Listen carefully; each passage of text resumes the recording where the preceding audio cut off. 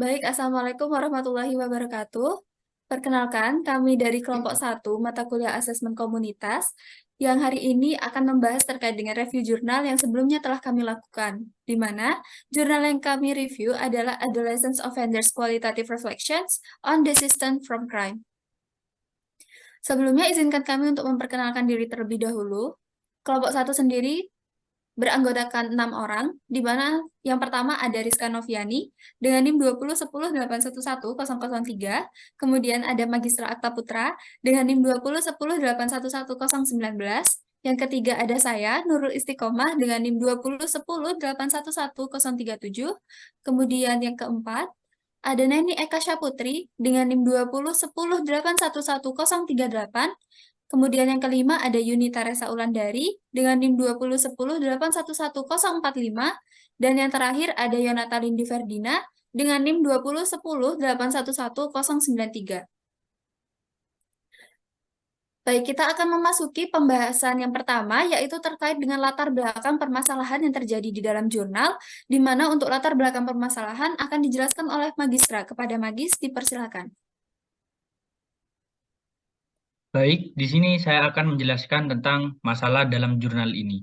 Di mana masalah dalam jurnal ini adalah adanya pertentangan klaim bahwa pelaku remaja tidak memiliki kapasitas untuk berhenti dari kejahatan. Dengan penelitian menunjukkan bahwa mayoritas pelaku berhenti pada masa remaja akhir. Telah didokumentasikan juga dengan baik bahwa puncak pelanggaran kriminal pada pertengahan masa remaja dan mulai menurun selama masa remaja akhir. Meskipun mayoritas pelaku remaja berhenti dari kejahatan pada saat mereka mencapai usia dewasa, keterlibatan dalam kejahatan remaja dan sistem peradilan anak dapat menjerat remaja yang mungkin telah berhenti. Misalnya, terlibat dalam perilaku antisosial selama masa remaja dapat menghasilkan catatan kriminal permanen yang dapat memiliki konsekuensi jangka panjang untuk kesuksesan pendidikan dan kejuruan orang dewasa. Ditemukan juga adanya kemungkinan bahwa pelaku remaja dapat mengalami perubahan psikologis dan upaya untuk memperbaiki faktor kriminogenik di lingkungannya, mengingat kurangnya pemahaman tentang bagaimana remaja pelaku keluar dari kejahatan. Kami berpendapat bahwa pendekatan kualitatif untuk mempelajari penghentian remaja ini diperlukan pada jurnal ini. Terima kasih, saya kembalikan ke moderator. Baik, itu tadi penjelasan terkait dengan latar belakang permasalahan penelitian yang telah diungkapkan oleh Magistra. Berikutnya, kita akan memasuki ke pembahasan yang kedua, yaitu terkait dengan tujuan dari penelitian di dalam jurnal. Tujuan ini akan disampaikan oleh Neni Eka. Kepada Neni, dipersilakan. Baik, terima kasih kepada moderator. Di sini saya akan menjelaskan mengenai tujuan dari penelitian ini. Sebelumnya, jurnal penelitian yang menggunakan pendekatan kualitatif ini menggunakan 39 partisipan dari pelaku remaja laki-laki dalam sebuah wawancara semi terstruktur tentang proses desistance. Untuk tujuan dari penelitian ini sendiri, yakni untuk menjelaskan pengalaman dari perilaku pelaku remaja dalam berhenti dari kejahatan. Baik, saya kembalikan ke moderator.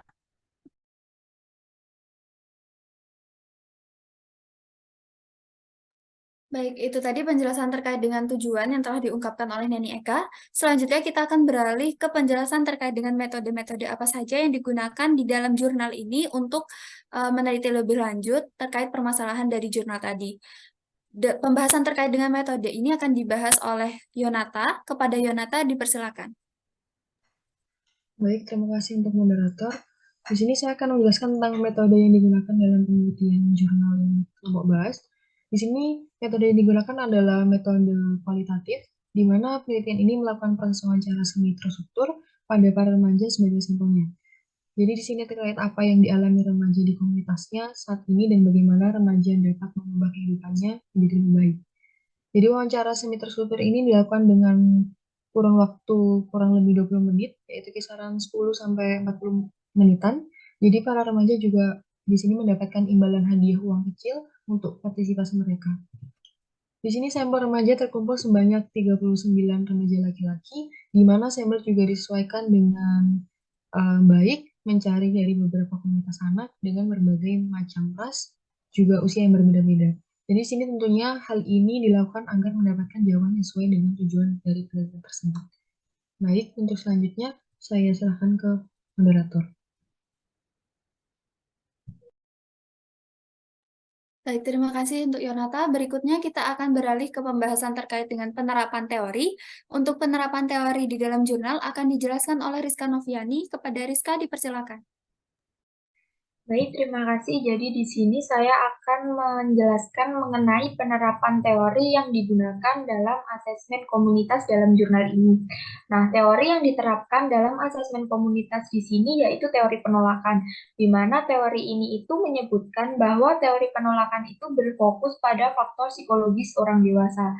Eh, Selain pertumbuhan psikologis, teori penolakan ini juga berfokus pada bagaimana para pelaku dewasa itu memulai dengan positif perubahan dalam lingkungan sosial mereka. Selain itu, juga banyak dari kriminolog itu berteori bahwa remaja itu tidak mampu mempengaruhi lingkungan sosialnya dalam kapasitas yang sama dengan orang dewasa. Sehingga dengan adanya hal itu bermula dari teori yang diterapkan ini menjadikan beberapa instrumen pertanyaan yang selanjutnya itu ditanyakan kepada para remaja dalam proses wawancara semi struktur ini. Nah, dari proses wawancara itu, akhirnya peneliti mendapatkan hasil bahwa penyelidikan kualitatif bahwa dari mayoritas pelanggar muda menceritakan pengalamannya mengenai penolakan daripada kegigihan yang dibahas oleh sebagian besar remaja perubahan psikologis. Selanjutnya saya serahkan kepada moderator.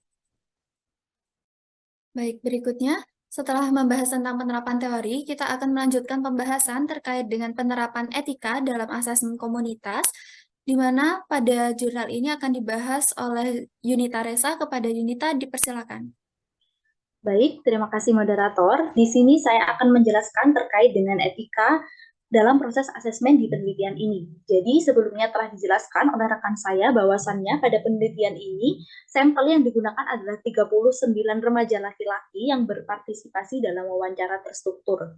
Kemudian etika dalam proses asesmennya yang dilakukan oleh peneliti adalah peneliti mengunjungi 5 lokasi percobaan remaja dan mereka mengundang remaja tersebut untuk mengambil bagian dalam studi yang lebih besar terkait dengan perilaku pengambilan resiko, di mana remaja-remaja di sini yang berpartisipasi, yang usianya kurang dari 18 tahun, diberikan formulir persetujuan untuk ditandatangani oleh wali sah mereka.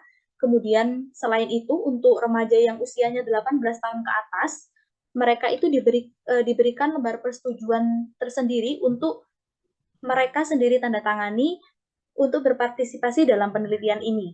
Jadi, terdapat perbedaan di mana untuk usia yang belum 18 tahun, persetujuannya itu dilakukan oleh orang tua sah mereka, sedangkan untuk yang 18 tahun ke atas itu dilakukan oleh dirinya sendiri.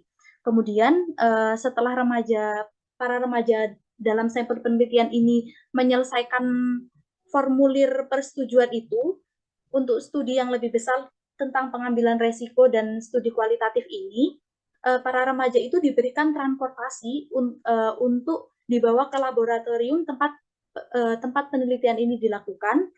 Selain itu, para peneliti menjamin adanya kerahasiaan data, di mana para peneliti itu menyampaikan bahwa mereka memberikan jaminan bahwa telah memperoleh sertifikasi atau sertifikat kerahasiaan federal untuk memastikan perlindungan informasi yang diberikan oleh para partisipan atau para sampel yang digunakan dalam penelitian ini. Kemudian selain itu, peneliti juga memberikan hadiah berupa uang kecil kepada para partisipan yang terlibat dalam penelitian ini.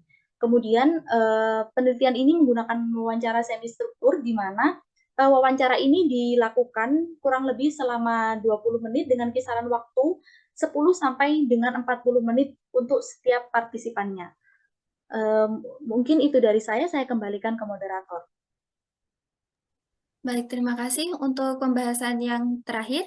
Kita akan membahas terkait dengan penerapan monitoring dan juga evaluasi dari asesmen komunitas yang terdapat di dalam jurnal sendiri. Jadi, baik penerapan monitoring maupun penerapan evaluasi, itu kedua-duanya dilakukan oleh peneliti itu sendiri, tanpa melibatkan pihak lain. Kemudian, monitoringnya sendiri ditemukan pada beberapa hal. Yang pertama ada pada saat penerapan etika. Jadi dapat teman-teman lihat sebelumnya bahwa memang penerapan etikanya itu telah sesuai dengan apa yang seharusnya memang dilakukan seorang peneliti ketika ingin melakukan penelitian. Kemudian, monitoring dilakukan pada saat tahap pengkodean untuk peninjauan transkrip dan identifikasi tema yang terlibat. Jadi, pada bagian hasil, peneliti itu sebelum mengelola hasilnya, itu mereka harus melakukan pengkodean atau encoding terhadap transkrip dan identifikasi tema agar nantinya didapatkan beberapa tema-tema yang memang itu berkaitan dengan tujuan dari mereka melakukan asesmen ini. Kemudian yang selanjutnya monitoring terhadap validitas data yang dimiliki dengan serangkaian tindak lanjut.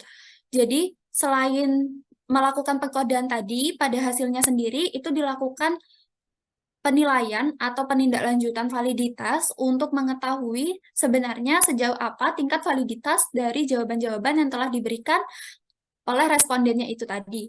Kemudian yang terakhir pada proses monitoring pada remaja untuk melihat kesesuaian hasil dengan hipotesis. Jadi sebelumnya itu peneliti sudah memiliki hipotesis-hipotesis untuk menjadi dasar atau landasan mereka dalam melakukan penelitian.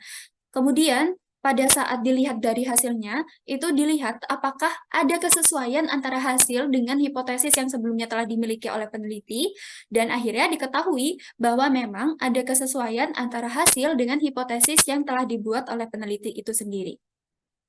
Kemudian, untuk penerapan evaluasi, jadi ada beberapa hal yang memang dilakukan oleh peneliti yang itu dapat menjadi bahan evaluasi, baik bagi peneliti itu sendiri maupun untuk peneliti yang selanjutnya akan melakukan penelitian hal yang serupa.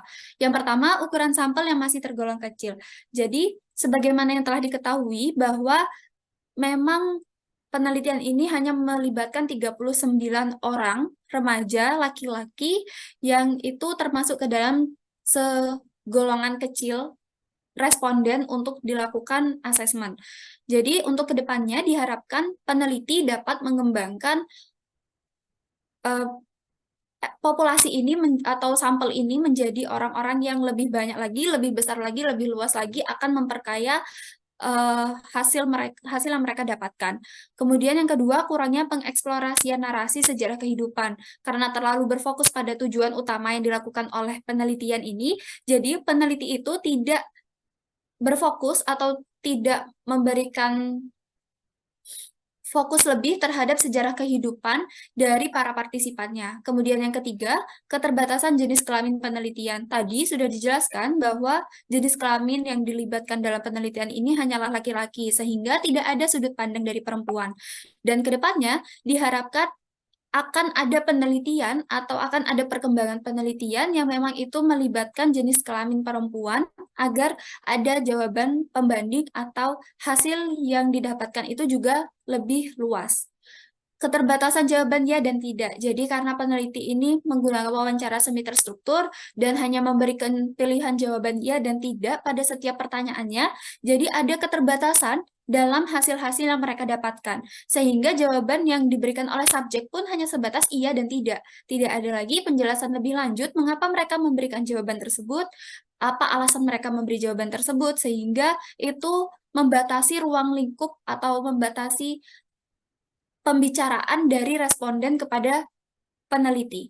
Yang terakhir, koefisien reliabilitasnya rendah. Jadi untuk kedepannya diharapkan akan ada penelitian yang memang itu menggunakan mementingkan reliabilitas juga antara koefisien-koefisien yang terlibat di dalamnya. Baik, mungkin itu saja yang dapat saya sampaikan terkait dengan penerapan monitoring dan evaluasi. Berikut merupakan daftar pustaka atau referensi yang kami gunakan. Jurnal ini diambil dari tahun 2017 dan ditulis oleh Amemiya J, Kieta J, dan Monahan KC. Baik, terima kasih. Itu saja dari kelompok 1. Mohon maaf apabila ada kekurangan dan kesalahan kata selama penyampaian. Kami akhiri. Wassalamualaikum warahmatullahi wabarakatuh.